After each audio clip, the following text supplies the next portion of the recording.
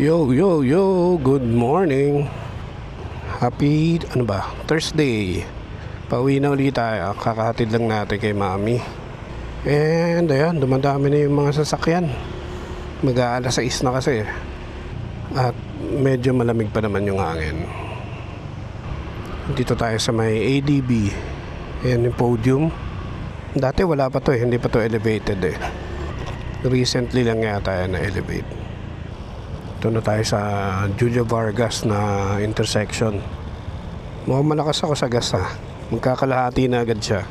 Kailan ba ako nagpagas? Tuesday? Medyo malakas ako sa konsumo. Okay kasi umaga't hapon ako sumusundo. Dati kasi every morning lang. Ngayon kasi 2 times a day na yung trip ko. Kaya yeah, that explains why. Kaya mas mabilis pala yung gas ko ngayon. Pero imagine naman, di ba? 150 ko, almost 1 week na pasok ni mami. Di ba? Laking tipid din. Kumpara mo kung nag-grab or angkas. Siguro isang trip lang yun. Yung 150 na yun. So, dito na naman tayo sa nagkakalituhang area. San Miguel Corporation. Ito yata yung headquarters nila. Grabe dyan pag Christmas party. Sinasara yata tong area na to. Na-encounter ko na yan dati Bonggang-bongga mag-gano dyan magpa-party Ako, may nahuli agad.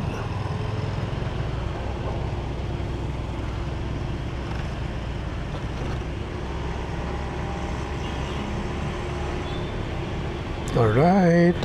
Hindi umabot. Kaya mahirap yung walang counter, yung traffic light, ang hirap magtansya.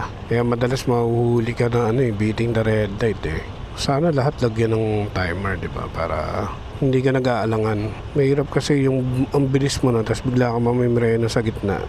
Ma-aksidente ka palalo Kaya hindi na lang ako nag-speeding pag nakita ko nakago. Tapos ang building dito.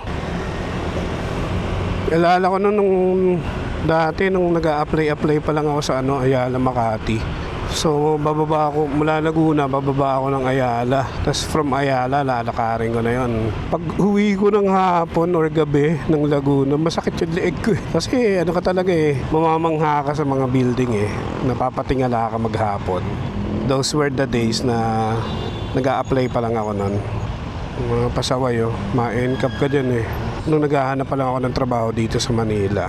Buti nilang yung lola ko sa mother side, si Lola Huling. Lagi akong binibigyan ng pamasahe pa Manila. Kasi mura pa yung pamasahe sa bus nun Parang 300 a day. So, ayun, tsaka nagbabaon na lang ako ng Skyflakes, tsaka tubig para makasurvive pag nag-a-apply. Unfortunately, nung natanggap na ako sa unang trabaho ko dito sa Manila, sa Smart, wala na yung lola ko. Kaya hindi ko rin na ibalik sa kanya yung mga tulong or hindi ko man lang siya na-treat. Talagang may solid na trabaho na ako. Wala na siya nun.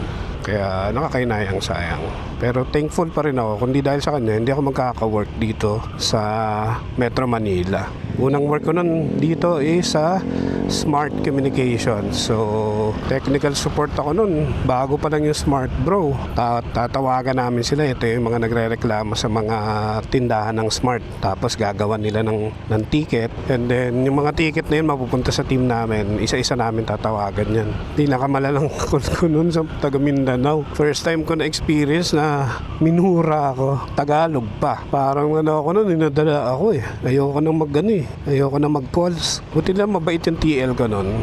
Pinabayaan niya ako, parang ginawa niya muna akong POC for 1 week para makarecover ako. Manggiyak-ngiyak ako Ayoko na mag-pick up talaga ng headset pag lalagin Kaya yun yung nag-push sa akin na mag-purso ako ng non-agent position dahil ayokong minumura ako. Kaya ayun, swerte naman, nakapasok ako sa mga international BPO. Doon na nagsimula yung pagiging puyat. Until now, nasa international BPO pa rin ako. Ay, sarap. Ang lamig. At walang traffic. Kung ganito talaga sa Metro Manila, sino pa nga ayaw, di ba? Ganito kaluwag. Pero malabo nung mangyayari yan.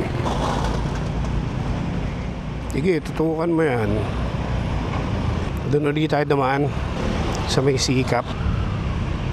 Itong mga jeep na to, walang pakundangan, walang signal light, basta na lang. Sana matuloy yung phase out at matira mga disiplinadong professional drivers. Kung titingnan mo naman talaga, honestly, hindi sa pagmamata, hindi na 90% ng mga jeepney is not roadworthy anymore. Karamihan dyan, mga 1980s pa eh. Wala kasi tayong batas na pag na-reach na yung certain number of years ng isang sasakyan, dapat mandatory i-phase out na eh. Kaya hindi na isa yan sa main cause ng traffic dito sa atin. Kasi dagdag lang ng dagdag every year ng mga sasakyan. Never na bawasan dahil wala na phase out. Kasi hanggat gumagana yan, syempre, ibibiyahe yan. So I think dapat yun yung isa sa mga maging bagong batas ng Pilipinas eh.